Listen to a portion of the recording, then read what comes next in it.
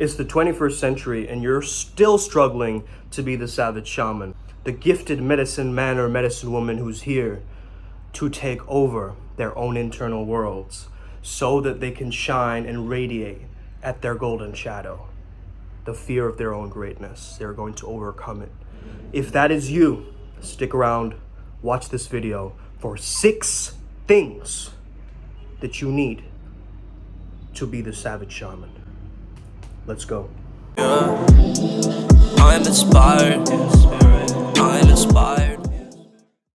Hey there guys, how's it going? My name is Sumit Chatterjee from the Flow Zone Academy, and I'm a flow state coach, which means that I help you feel better and perform better. Make sure you don't break any laws of the land. Make sure you're 18 and older watching. Make sure that you understand this is all for entertainment, education, and information. Let's get started. So why the savage shaman? We as people have become too civilized, too normie, too attached to that blue-pilled mentality of just being a part of everybody and, you know, I'm just like everybody else. And then you become a piece of furniture. You become invisible to this physical reality. Maybe you're doing things in the metaphysical reality, but the savage shaman, they show up not for themselves, but for their tribe, for their ancestors, for their guides. They show up because they understand they have an added responsibility to heal. Okay, the shaman is there to heal. So first of all, understand you got to go on a healing journey. I'm not going to say that that's number 1 because I haven't started giving you the 6 elements yet. That's the overarching theme for you though, is healing. It's something that our brand Primal Sutra really believes in.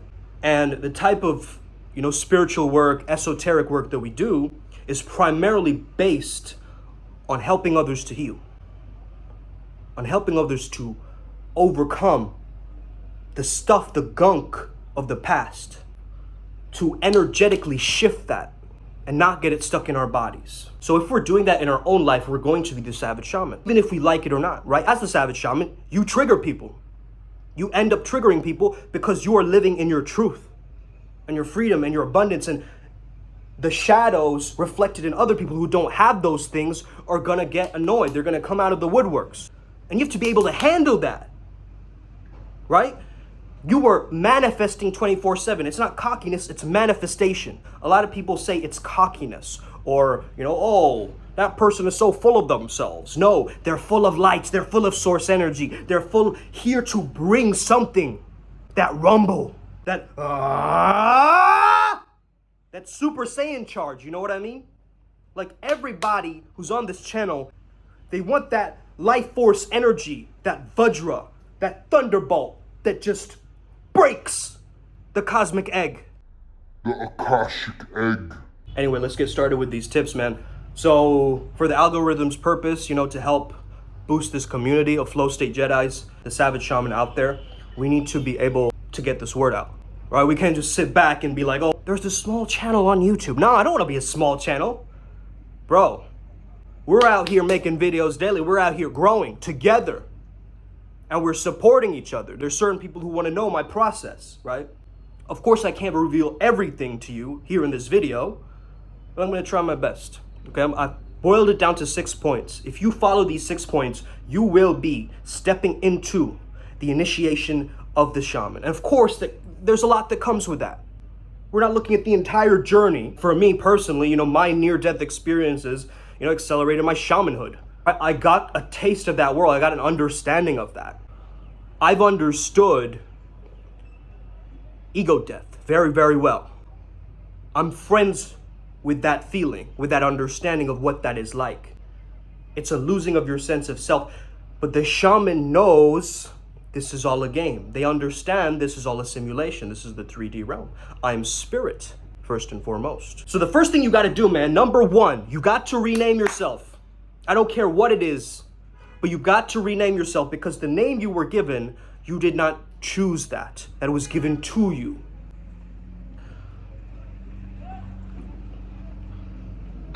But I believe to reclaim your own power in this world, you've got to name yourself. Now, I have multiple various names. Ever since I was a small child, right? My grandfather named me all of these different names. It was like Fonila, which was the main one, like Bengali nickname. But then from there, there was a trillion other ones that got missed along the path. He would call me like French fries one day. I don't know. He called me something, right? But you got to choose what you resonate with hearing. You see what I'm saying? And you got to be a little bit badass with it. Don't just choose a little fluffy name, you know, that just everybody else is choosing. You don't want to name your kids something weird as well, like Elon's kids, okay? But you want to claim this new identity, this new reality, this new avatar that you're stepping into. You need to name that. That's it, okay? I've called myself Master Makara. Why? Because the Makara floats through the water to bring the teachings of Varuna, the god of rain, or water, the sea, forward. You could have a combination of different names, right? Like the name I was given by AZD, which is Dr. Scripps. Like for instance, like VK, right? VK calls me Sumit. That's not even my name, but it's in his accent, right? So I still consider that a name. Booba, okay, is like a funny like nickname that I got when I was younger by my mom. It just means like sweetie pie or whatever, right? Sweetie. So Francisco, if you're watching this, you know that you laughed your head off at this, right? But this was like 7th grade or something, right? So we were very juvenile, you know, immature or whatever, right? So somehow once my mom called me Booba or Shona or some one of these, right? And I got roasted, bro. I got roasted by my friends. Okay, I remember that day. It's all in a name, right? People have taken power over you with your name. It's now become a slave name, like real talk. Someone calls your name on the phone, someone calls out your name, you just turn around immediately. You turn around immediately. You don't give it that pause, that certainty over, no, this is my name. And if you're proud of your own name and your last name, you gotta hold on to that too. If you're like, man, I love this family name, right? And you're proud of that. You create a crest around that. You make that something powerful, potent, a signature essence. You transform the meaning. The Makara is a sea monster that goes through the Indian epics, the Mahabharata, all of the, you know, Indian epics, Bhagavad Gita. These creatures were there in the Vedas, right? That they traveled underwater and they kept going, they kept moving forward. They're the vehicles. And I believe that flow state is the vehicle towards transformation. It is that thing, right? Without any ego death, without losing that sense of time, we cannot access certain pockets of moments, which gets us into this bliss consciousness, this consciousness of taking action, right? All of this kind of stuff, this momentum that we're building up. Number 2, subliminals. Subliminals that reprogram yourself. These subliminals are going to reprogram yourself, reprogram your essence. Now, I've had way too many people asking me about subliminals, okay? Are you on Wanted? The one guy asked me, right? I see you, bro. One other guy asked me about, you know, what am I on right now? Like it's some kind of drug, right? What subliminal are you on right now? Wow, man, you're really improving fast. In regards to the shamanism archetype. I was really interested in The Alchemist, but the reason I chose Sage Immortal from Subliminal Club is because of the description. I wanted to have years of a learning curve skipped based on my spiritual work. And I knew this. I really knew this. Not that I wanted to like speed it up and get to the finish line, but just because I've noticed that spirituality in inner work and healing work specifically has been the greatest shift in my results, in my beingness, in my essence. Okay? And sometimes that doesn't come from just, you know, living in la la land and love and light. It comes from shedding and going into the darkness, the darkest caves of our subconscious minds, right? And coming out with some gem at the end of that. So a lot of light workers on here, they're like fairies, right? You look at them, they're like these ethereal, like floating, like, hey there, light beings. I just prefer the silence. Let's just all take a deep breath. It's too mushy. That's too ethereal. That's too soft. That's not authentic spirituality. Authentic spirituality is understanding that there is an underworld and an oversoul. It's understanding that. It's making that logical leap in your minds from a lower state of consciousness to actually working on yourself and raising your level. It's not just sitting back, spiritually bypassing, going Om. Oh, let all the problems of my life fade away. And let me connect to Source, and Source will protect me. Listen, if that's the way you think, that's fine. I'm not gonna sit and impose my ideas or ideologies or belief systems onto you. No way. However, at the same time, fuck that. That's not you. You know, a lot of people, they come to me and they say, you know, when I get angry or sad or depressed or whatever, that's just not me. It was never like me before, right? But trauma changes you as a person. You gotta understand this. A moment of time where a memory shapes you, it starts to actually morph your identity. If you're just ignoring all the stuff that life is giving you, all the synchronicities that are coming up, if you're just, nah, whatever, spirituality bullshit, let me push this away, yeah, God, whatever. You're in your own bubble. You don't even understand that science and spirituality merging and becoming something where our left and right brains, they contain the secret, the synergy. That's actually might be your missing piece. Because I know it was mine. I know that flow state was my missing piece in my magnum opus of my life that I was bound to create. I knew that thing, that tapping into the zone, you know, just letting go completely, like just putting on a camera like this and just speaking. You see, man, a lot of people, we forgot our essence. We got to remember who we are. We are the gods and the goddesses with amnesia. And if you're watching, you understand this. You just forgot who you were. Years of programming and conditioning made you forget that perhaps you used to have a past life in ancient Egypt somewhere. Or you used to be an emperor in your past life. Who knows? You can try to do some past life regression or whatever to try to get there, but you remember. I'm just reminding you that you're a god in training, you're a goddess in training. So yeah, man, I've been using Sage Immortal. It's been helping me a lot. Just a lot of the spiritual teachers that I listen to, it just enhances the process. It got me to do transcendental meditation. Of course, that was a big factor of that was the AZD process. However, it just happened more organically when I started listening to that file, and I found the right person here in Kolkata who does that magically. Man, things started to click after I started to listen to that, you know? It's just all the synchronicities just started going bup, bup, bup, bup, bup, bup, bup, and just locked in. I was just locked in. All right, I know what to do. I know my mission. Let's go. There's a certain yogic, mystic discipline, right, that takes over, and you start to interconnect everything. You become the integrator. You become like the person who is like pulling these different spider's webs to superimpose them on each other. It becomes such a solid Indra's net that you can capture anything with that. You can manifest with that. For some people, you know, spirituality, it might not resonate with you. Okay. But you still might have spiritual blocks. That's the thing, right? I was speaking to someone yesterday. Of course, it's all confidential. I'm not going to reveal who that was. However, they said they became spiritual because of sports. Hear me out here. They were watching their favorite team winning. They would pray to God, or Buddha, or Jesus, or Allah, or any Hindu gods. They would pray, and through that prayer, they would see that their team started winning. And then they started to believe. Okay? Now, this is a very interesting datum, right? Because your own inner sense of belief is being modified through your actions, through the actions that you take. So what made me the savage shaman? My actions.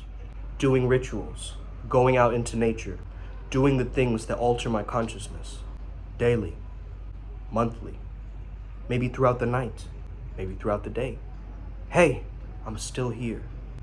I'm not going anywhere because I am spirit. I'm eternal. The next is experimentation, okay? Experiment, man. Experiment with your psyche. You want to look at this thing like a mystic scientist, right? And this is what I do. I think effectively, pragmatically, very much so. This is our whole system of Primal Sutra. This is a version of masculine spirituality. This is that stoicism with the Taoism, with the understandings that we have, with the, you know, omnist perspective. Everything is coming together to create that essence. Someone was asking me a while back whether they can use some of my YouTube videos as something to write their paper on flow or whatever. Sure, if you want to use me as a source, go ahead, okay? However, just know that this is also, a lot of this is also from my own perspective as a coach, right? Going through the different experiences with people and my coachees. You want to go from theorizing things to being a practitioner of the shamanic arts, okay? You want to stop watching videos like this and actually start, doing some levels of meditation, deep trance, theta healing, Reiki, whatever it is, right? You might have a whole smorgasbord of different texts. However, if you're not able to be a shaman with it, what does a shaman do? They access these realms, right? These different worlds, these different frames of mind, these different levels of consciousness. They can access different mental worlds, right? They can access the quantum, essentially, right? And the word quantum for me means instantaneous, spontaneous, fast, right there, right here. It's now, it's mine, it's golden, it's here. That is quantum. How do you see shamans do things, right? They're going, repetitive movements. You got to get used to repetition, okay? The tribalism aspect, the tribe, that you are the tribal leader, and you're making sure that the tribe is safe. You're making sure that everybody's flowing upwards, upward spiral gang, hit that like button. So theory into practice, okay? Number 4, depth over doubt. On this shamanic journey, you're gonna doubt yourself a lot, okay? You're gonna be your own biggest critic and your own biggest skeptic. Is this even possible, man? All this chakra stuff, I don't even know what's going on. Like, dude, like, does this even make sense to me? I don't know if this is happening. You get into doubt. You will get into doubt. Trust me on this. You will start to doubt yourself. You start to judge yourself. You start to judge others. Your ego will eat you up. Your own spiritual ego will eat you up at times and spit you back out. This is a part of this. You've got to keep shedding like a snake. You keep shedding the layers. Clean, purify. That's what we're doing. Through breath work, through ecstatic dance, through different practices of the mental, spiritual, metaphysical order. You don't try to go up here. You don't try to go up in the mind so much. You go into the depth of the thoughts. So there's one level of thinking that they're showing the world. You're not talking to people's personas and masks. You're talking to their spirit. You are talking straight into their soul. And you're speaking to them as a light being who's ready to shine, wake up to the world, understand that they have this energy to give. So go deeper. That's what she said, okay? Go deeper. This is a part of this. You're not here to do superficial stuff, argue about petty things, gossip around the corner. That stuff is fine, but that's not for you. That's not your life. You're not a civilian. You're not an NPC. You're a savage shaman. Big fucking difference. Number 5, you gotta merge your freestyle with your lifestyle. What do I mean by this? It's like knowing how to play the musical instrument and then just playing, improvising, having fun, making mistakes, but then adding that as a part of the performance. That's the freestyler, right? So we are the freestyle mages or the freestyle shamans. We understand that our lifestyle, one day we could have a completely different energy show up and we have to banish that or transmute that or alchemize that. You know what I mean? You see, things are gonna happen in life spontaneously and you gotta be prepared for anything. So you gotta make sure that this is not some kind of party trick. I keep saying this, guys. Don't make like your shamanism some kind of cool party trick. Ooh, I can read palms. Ooh, I can cold read. I'm such a good cold reader. Oh, you're a good cold reader? Good. Okay, cold read me, bro. It's like, make it into a lifestyle.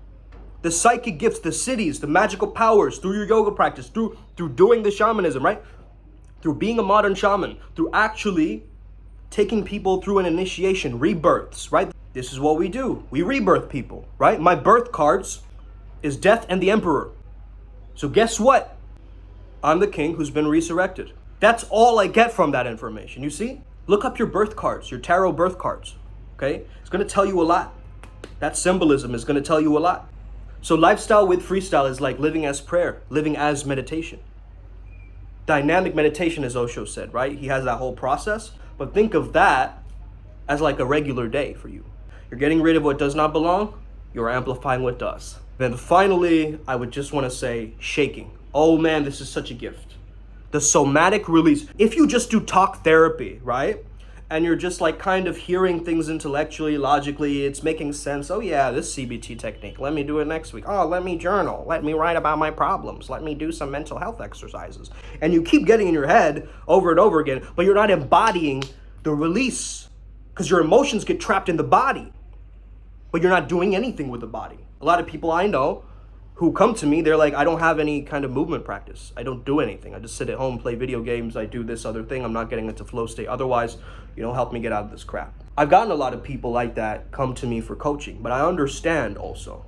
You know what I'm saying?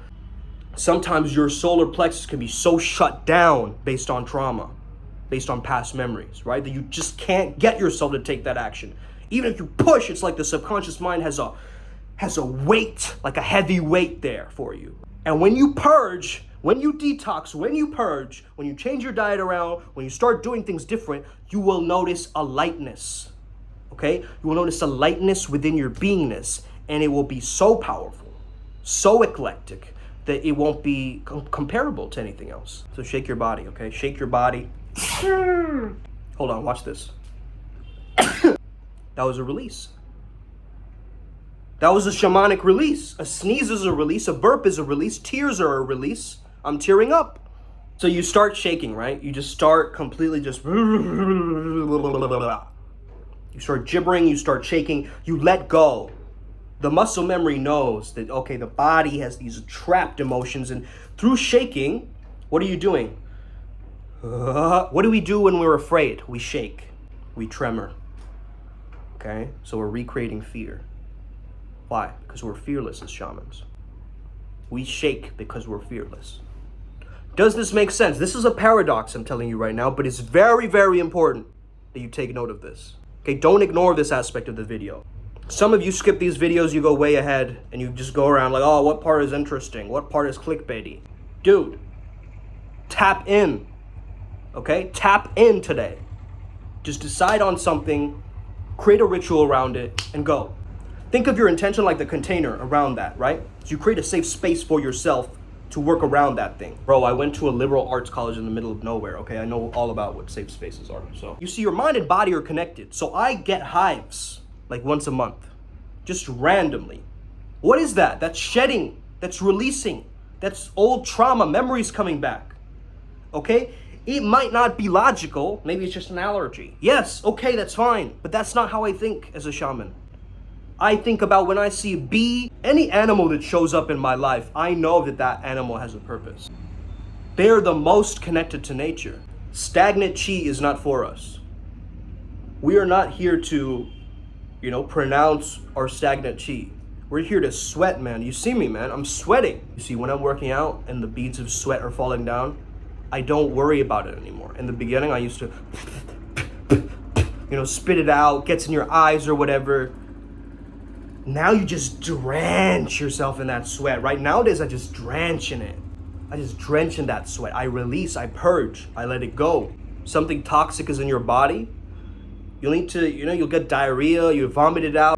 The things that you do that are not natural for you, they're automatically being dispersed. So the same thing, mentally, physically, emotionally, spiritually, we have to purge. So what doesn't belong in your life, but you've put the storyline and narrative that this is here for a reason and it's actually helping me when it's actually not helping you. So right now, as I'm making this video, there's a hawk sitting outside my window. Welcome to the life of the savage shaman. Hit that subscribe button if you're new. You know you want to do it. If you don't, I don't care. Let's go. Upward spiral gang.